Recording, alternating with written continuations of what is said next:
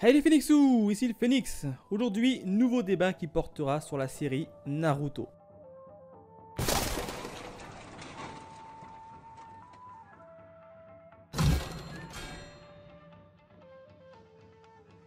Comme vous l'avez vu dans le titre, on va débattre sur la série Naruto avec la question du jour. Quelle est selon vous la meilleure équipe dans la série Naruto? Il y avait le choix entre 4 équipes, notamment l'équipe 7 composée de Naruto, Sasuke, Sakura, l'équipe 8 composée d'Hinata, Kiba, Shino, l'équipe 10 composée de Shikamaru, Ino, Choji et enfin l'équipe de Guy composée de Lee, Neji et Tenten. Et pour y répondre, j'aurai avec moi plusieurs Phoenixous qui tenteront de venir défendre leur point de vue. Avant toute chose, plusieurs points abordés. La première, c'est que le sujet traitera de la série Naruto et Naruto Shippuden. Donc c'est bien sur l'ensemble des deux séries qu'ils pourront répondre. Deuxième point, c'est que leur argumentation comportera forcément du spoil. Donc si vous ne souhaitez pas être spoilé à la fois de Naruto ou de Naruto Shippuden, je vous conseille de mettre stop à la vidéo. Et enfin, c'est qu'ils auront tous une limite de temps, c'est-à-dire 5 minutes pour venir défendre leur point de vue. Allez, on démarre avec le premier Phoenixou, il s'agit de Blade de la chaîne Blade Basketter 15. Salut à tous, c'est Blade de la chaîne Blade Basketter 15 et aujourd'hui je participe à la vidéo de Le Phoenix. Par ailleurs, merci beaucoup pour l'invitation sur, selon moi, quelle est la meilleure team de Konoha dans Naruto. Pour moi, il s'agit de l'équipe 7, composée de Naruto, Sasuke et Sakura, non pas parce que c'est la team du héros, mais plus au niveau de la puissance individuelle de chacun et de la complémentarité entre tous. Naruto a Kyuubi en lui et à tout moment, lors de ses colères, il peut faire beaucoup de mal à ses adversaires, voire même à ses coéquipiers. Tout ceci avant qu'il ne contrôle le démon renard bien plus tard pendant la 4e grande guerre ninja. De même, il a un chakra extrêmement grand, bien plus que celui de Kakashi par exemple, ce qui fait qu'il s'épuise bien moins rapidement que les autres membres des autres teams. Naruto a aussi des techniques de grande puissance pendant la partie Naruto, avec le multiclonage et le Rasengan, qu'il a d'ailleurs appris de son sensei Jiraiya. Pendant la partie Shippuden, il fera évoluer son Rasengan à un stade supérieur, apprendra d'autres techniques, le mode ermite et contrôlera même Kyuubi en devenant ami avec. Cela fait donc de lui un personnage très puissant. Sasuke, quant à lui, a un avantage énorme en plus de Naruto. Il est membre du clan Uchiwa et possède donc le Sharingan qu'il fera évoluer jusqu'à 3 Tomoe, en gros jusqu'à la mort de son frère. Il possède pendant tout Naruto, enfin plutôt depuis la 2e épreuve de l'examen Chunin jusqu'à son scellement dans Shippuden par Itachi, la marque maudite d'Orochimaru qui lui confère une plus grande puissance individuelle en plus de ses yeux.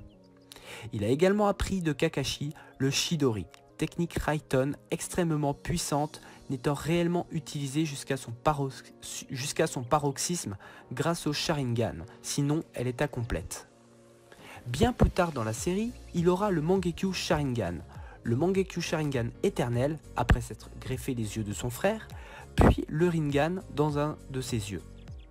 Par le biais de l'évolution de ces Sharingan, il y a de nouvelles techniques extrêmement fortes comme le Susanoo ou encore la lumière céleste entre autres. Quant à Sakura, elle n'est pas forcément un ninja très puissant physiquement, mais arrive à être complémentaire. Mais ce bien plus tard comme on a pu le constater pendant la 4e grande guerre ninja où Sakura s'est avérée utile à l'équipe. Dans Naruto, elle était principalement, on va dire quasiment tout le temps en retrait derrière Naruto et Sasuke et n'a donc eu presque aucun combat propre à elle, mis à part Sakura versus Ino pendant la 3e épreuve de l'examen Chunin. Néanmoins, dans Shippuden, grâce à son entraînement avec Tsunade, elle devient un ninja médecin vraiment de haut rang comme l'a pu constater Ino, Shizune et même Tsunade pendant la guerre. Au niveau physique, elle devient aussi très forte, détruisant même le sol comme Tsunade et obtient pendant la guerre le pouvoir de Byakugo, création et renouveau suprême que seuls elle et Tsunade peuvent utiliser. En conclusion de tout ça, je pense effectivement que parmi toutes les teams de Konoha, l'équipe 7 est la meilleure. Si dans Naruto on a pu déceler du potentiel dans cette team, dans Shippuden, pendant la guerre, le potentiel s'est avéré exact. Par ailleurs, l'équipe 7, à la différence des autres équipes, ont eu chacun un deuxième sensei et c'est pas n'importe lesquels. Il s'agit des 3 Sannin légendaires. Jiraiya pour Naruto, Orochimaru pour Sasuke et Tsunade pour Sakura. Ainsi, je pense vraiment que l'équipe 7 est la meilleure team, d'où encore une fois je le redis, leur complémentarité. Naruto et Sasuke au combat au corps à corps, pendant que Sakura les aide à distance et les soigne à la moindre blessure. Merci Blade pour cette belle intervention. Hey Phoenix, Oui Yuka? 2 mails viennent de nous parvenir à l'instant. Louis Couette nous dit « Tout dépend des circonstances. La plus puissante équipe, c'est l'équipe 7. Sinon, côté tactique, c'est l'équipe de Shikamaru. » Le second mail nous vient de Shangsar qui nous dit ceci « J'aime bien l'équipe de Guy, mais l'équipe 10 est presque imbattable quand ils combattent ensemble. Mais seuls, ils sont nuls. Je les aime bien aussi, mais Kurenai est nul. » Merci Yuka pour ces retours de mail. Et on attaque de suite avec la deuxième participante, Marjo. Salut, alors pourquoi l'équipe 8 est-elle la meilleure à mes yeux? Alors déjà l'équipe est composée de Hinata Hyuga, de Shino Aburame et de Kiba Inuzuka, accompagné de son fidèle compagnon Akamaru. À eux trois quand même ils forment une équipe douée surtout au niveau de l'espionnage et de la recherche et également on peut les comparer au sens de l'homme parce que à eux trois ils représentent quand même 3 sens sur 5. Alors en premier on a Hinata Hyuga, je vais pas vous la représenter parce qu'elle est très connue quand même dans Naruto, mais elle possède le Byakugan et avec celui-ci elle forme les yeux du groupe parce qu'elle peut voir sur de très larges kilomètres et autour d'elle. Et le Byakugan lui permet également de pouvoir voir les points vitaux et la concentration de chakra de son ennemi vu qu'elle possède une sorte de rayon X si on peut dire ça comme ça. Et au niveau du combat ça va pas mal lui servir, on peut notamment le voir lors de son combat contre Gouren ou je sais pas vraiment comment ça se dit, où elle va utiliser les 32 points du hake qui est du coup une version un peu plus basse des 64 points du hake mais qui reste quand même notamment puissante et elle va du coup viser les points de chakra de son ennemi et ce qui va le paralyser et le fatiguer. Kiba quant à lui avec Akamaru représente de toute façon l'odorat, c'est bien connu même dans notre monde, nous. Le chien est doté d'un odorat surdéveloppé et c'est le cas du coup dans Naruto. On peut repérer une personne grâce à son odeur sur de très larges kilomètres. Au niveau des combats aussi, il forme une équipe assez puissante parce que il peut se servir d'Akamaru comme clone de lui-même. Il peut également fusionner avec Akamaru et former un loup bicéphale géant du coup à 3 têtes et c'est une technique très puissante et on peut le voir l'utiliser lors de son combat contre Sakon et Ukon dans Naruto. Voilà, j'espère que ça se prononce comme ça. Et ensuite on passe à Shino qui fait équipe avec des insectes, voilà, qui se nourrissent de Shino en permanence mais qui ne change rien pour lui. Voilà, et en fait avec ces insectes il va avoir une capacité d'espionnage parce que du coup ça peut s'infiltrer n'importe où et il va représenter l'ouïe du groupe. Alors au niveau du combat, pareil que Kiba avec Akamaru, il peut se servir de ces insectes pour former un clone de lui-même, mais il peut également se servir de ces insectes pour utiliser une attaque assez puissante. C'est une technique secrète qui s'appelle la sphère d'insectes qui va envelopper l'ennemi désigné par Shino et va manger, se nourrir du chakra de l'ennemi. En règle générale, c'est quelque chose qui laisse très peu de chances de survie à son adversaire, mais bon, on a vu que ce n'était pas forcément tout le temps le cas lors du combat contre Toby. L'équipe 8 est une équipe très soudée, ils se font confiance mutuellement et ils sont là les uns pour les autres. On a pu le voir souvent avec Kiba qui était souvent là pour une attaque, qui a très peu confiance en elle, il était toujours là pour la rebooster. Et du coup cette stabilité mélangée à leur habilité au combat et du coup ajoutée au fait qu'ils ont de grandes compétences d'espionnage et de recherche font que pour moi ils représentent quand même l'une des meilleures équipes de Konoha. Merci Marjo pour ta participation, elle était top. Hey Phoenix, on vient de recevoir un tout nouveau mail de Bruno Millet qui nous dit ceci. Si tu cherches l'équipe la plus complète, c'est clairement l'équipe 7. Sasuke et Naruto pour le combat, puissance de destruction massive.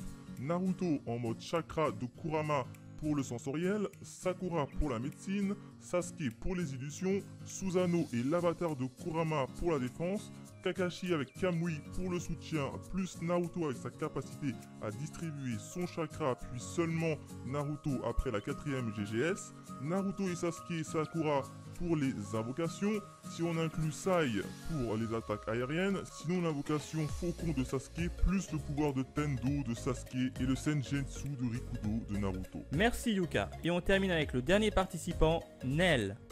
Salut les gens, c'est Nel et le Phoenix des mangas m'a contacté pour défendre l'équipe de Shikamaru, ce que je compte faire. Sur ma chaîne, retrouver pas grand chose, je suis désolé, voilà.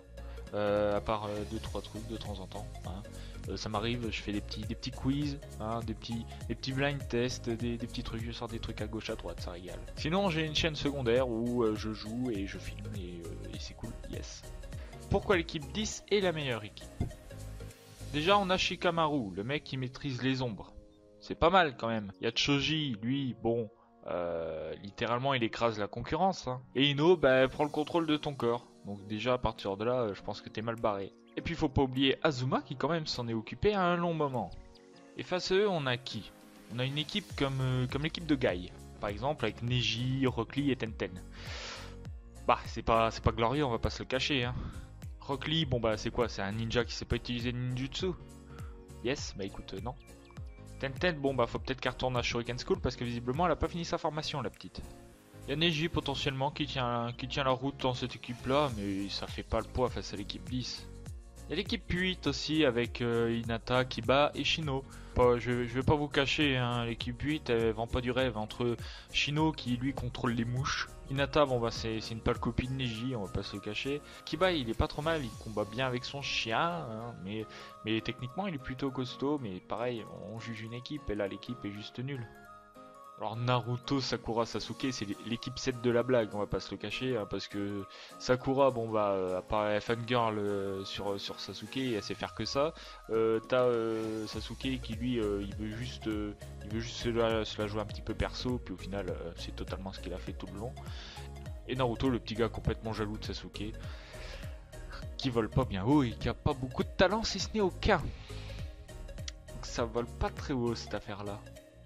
Non, pour moi il n'y a pas photo, l'équipe de Shikamaru est largement au-dessus des autres, suffit de regarder ne serait-ce les combats ou les compétences des personnages. Les compétences de l'équipe Shikamaru, ce sont des compétences réellement utiles au combat et vraiment terribles, vraiment contrôler l'ombre, pouvoir se décupler, c'est insane, c'est vraiment trop fort quoi. Et Ino, mais c'est la plus forte à mes yeux, mais vraiment, son pouvoir est juste méga fort. C'est juste méga fort. Ah bah t'es pas serein si elle prend contrôle de ton corps, c'est moi qui te le dis. Hein. Voilà, j'ai toujours été un petit peu nul en arguments, mais avec une équipe comme celle-là, je pense qu'il n'y a pas vraiment besoin d'arguments, tout est là.